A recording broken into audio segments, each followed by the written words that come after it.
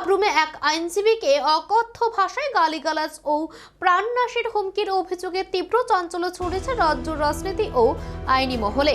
অভিযুক্ত সাবরুমের মহকুমা শাসক এসডিএম অভিজিৎ সিং যাদব আইএস এই ঘটনার প্রতিবাদে সোমবার 12 জানুয়ারি থেকে অনির্দিষ্টকালের জন্য এসডিএম কোর্ট ও দলিল সংক্রান্ত সমস্ত কাজ বয়কটের ডাক দিয়েছে সাবরুম বার অ্যাসোসিয়েশন।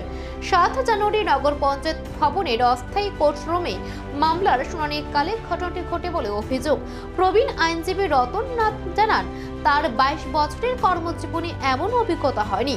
বার অ্যাসোসিয়েশনের সম্পাদক অ্যাডভোকেট আপন দত্ত নিরপেক্ষ তদন্ত ও দৃষ্টান্তমূলক শাস্তির দাবি জানিয়েছেন। ইতিমধ্যে অভিযুক্ত ম্যাজিস্ট্রেটের বিরুদ্ধে এফআইআর দায়ের হয়েছে। 2026-এ আমাদের বারের একজন বরিষ্ঠ আইনজীবী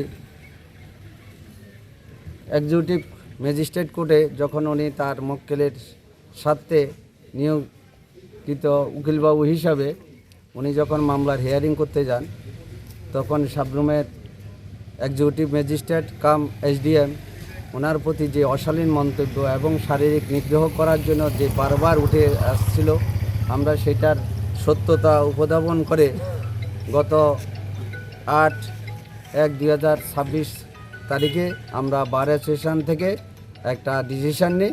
সেই ডিসিশনের পরিপ্রেক্ষিতে আজকেও আমাদের কর্মসূচি অব্যাহত রয়েছে এবং যদি সঠিকভাবে এটা তদন্ত না হয় এবং যদি এটার কোনো কার্যকরী না হয় এবং আইনি পদক্ষেপ যদি না করা হয়, তাহলে আমরা আরও সারা ত্রিপুরা রাজ্যে বৃহত্তর আন্দোলনে সামিল হওয়ার জন্য সবাইকে আহ্বান জানাচ্ছি।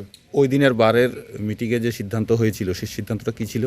সিদ্ধান্ত ছিল যে আমরা ধিক্কার জানাচ্ছি যে একজন উকিলবাবুর উপরে যার এক্সপিরিয়েন্স 22 বছরের ছিল,